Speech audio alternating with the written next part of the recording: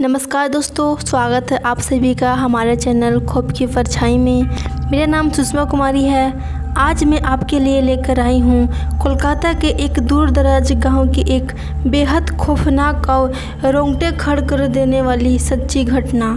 अगर आप सोचते हैं कि भूत प्रेत सिर्फ कहानियों में होते हैं तो आज की ये कहानी आपकी सोच बदल कर रख देगी।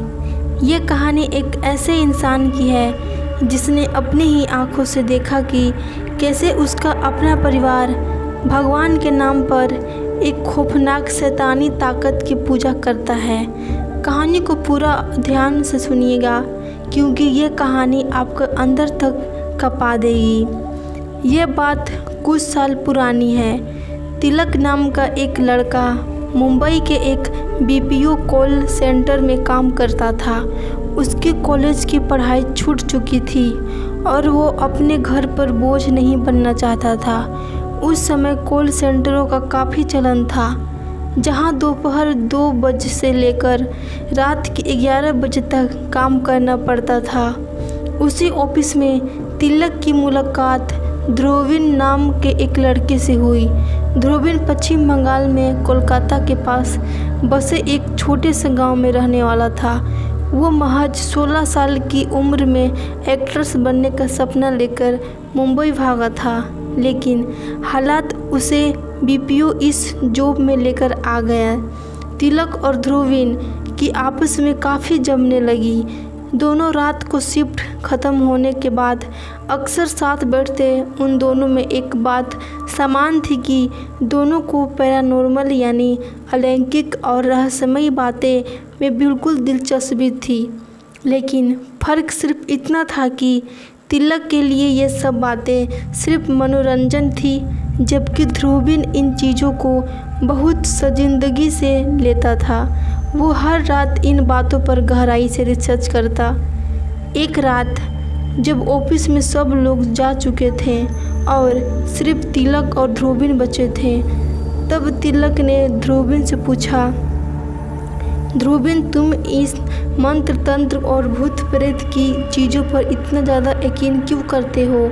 ध्रुवीन ने एक गहरी सांस ली और उसकी आंखों में एक अजीब सा खौफ तैरने लगा।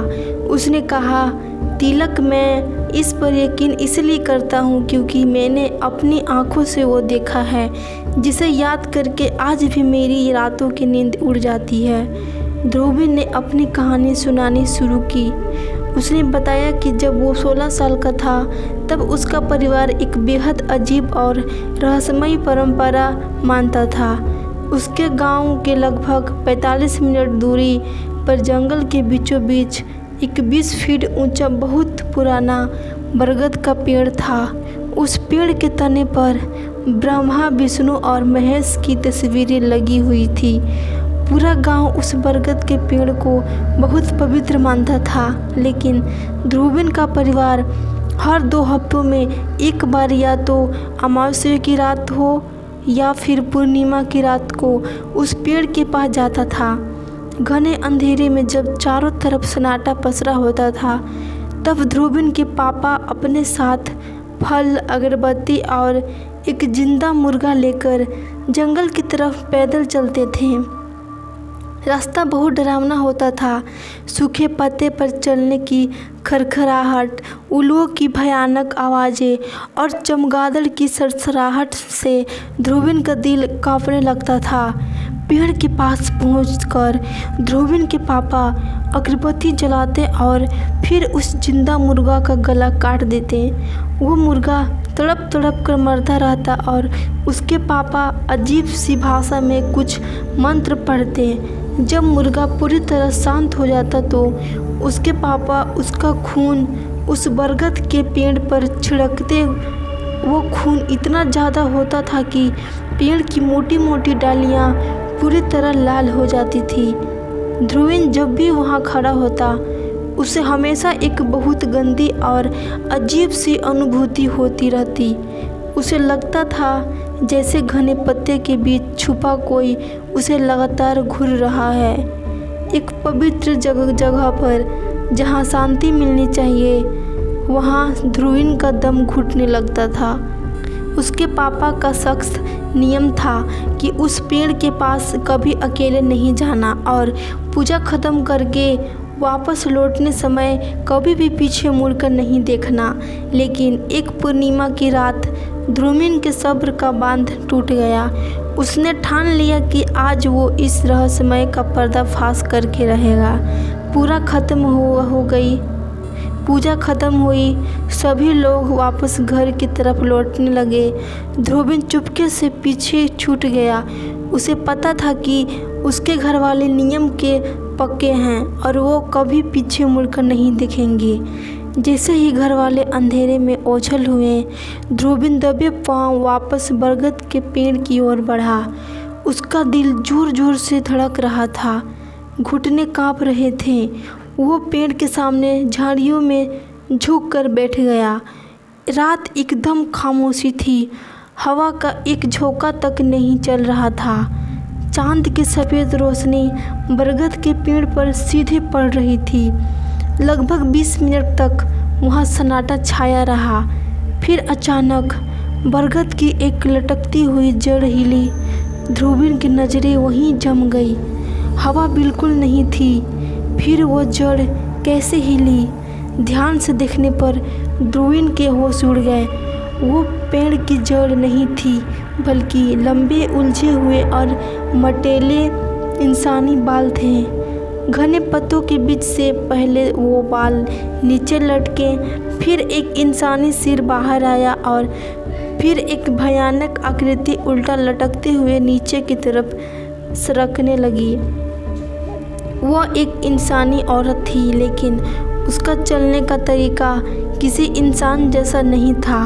वो किसी मकड़ी की तरह अपने लंबे पतले और पीले हाथों और पैरों को मोड़कर पेड़ की छाल को पकड़ते हुए उल्टा लटक कर नीचे उतर रही थी। सबसे भयानक बात यह थी कि उसके पेड़ से एक छोटा सा अजीब बच्चा चिपका हुआ था, जो अपनी माँ के शरीर को जकड़े हुए था। वो औरत धीरे धीरे पेड़ के उस हिस्से तक पहुंची जहां ध्रुवीन के पापा ने मुर्गे का खून छिड़का था। फिर उसने अपनी जीभ निकाली और छाल पर लगा वो ताज़ा खून चाटना शुरू कर दिया। ध्रुवीन का दम घुट रहा था। वो डर के मारे अपनी चीख दबाने के लिए अपने मुंह पर हाथ रख चुका था। खून चाटने के बाद उस औरत ने नीचे पेड़ कटे हुए मुर्गे के सिर को अपने दांतों से उठाया और उसे चबाने लगी। सन्नाटे में हड्डियों के करकराटे की भयानक आवाज़ें गूंजने लगी। मुर्गे का सिर चबाने के बाद वो औरत इतनी तेज से नीचे आई थी, उसे भी दोगुनी तेज से वापस पेड़ के घने पत्ते में गायब हो गई। ध्रुवीन वहाँ से भागता हुआ घर पहुँचा। अगले दिन उसके पापा ने उसकी तरफ एक अजीब निगाह से देखा।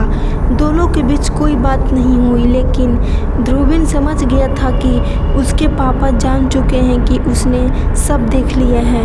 ध्रुवीन समझ गया कि उसकी फैमिली किसी भगवान की पूजा नहीं करती, बल्कि वो एक शैतान को पूजते हैं। 10 दिन के अंदर ध्रुवीन अपना घर, अपना गांव और अपना परिवार छोड़कर मुंबई भाग आया। ध्रुवीन ने तिलक को बताया कि उसके गांव में पुराने ज़माने के कई औरतों को सती प्रथा के नाम पर जिंदा जला दिया गया था। गांव के लोग आज भी रात 8 बजे के बाद बाहर नहीं निकलते, क्योंकि उन औरतों की भटकती रूहों गांव में घूमती रहती है। लेकिन ध्रुवीन के पापा जैसे कुछ लोग उन रूहों से ताकत और काली शक्तियों पाने के लिए उन्हें खून का भोग चढ़ाते थे। आज भी ध्रुवीन का परिवार हर 2 हफ्तों बाद उस बरगद के पेड़ पर जाता और उस शैतान को खून चढ़ाता। तो दोस्तों, ये थी कोलकाता के उस काले बरगद की रोंगटे खड़े कर देने वाली कहानी। अगर आपको ये कहानी अच्छी लगी हो तो इस वीडियो को लाइक करें, कमेंट में अपनी राय ज़रूर दें।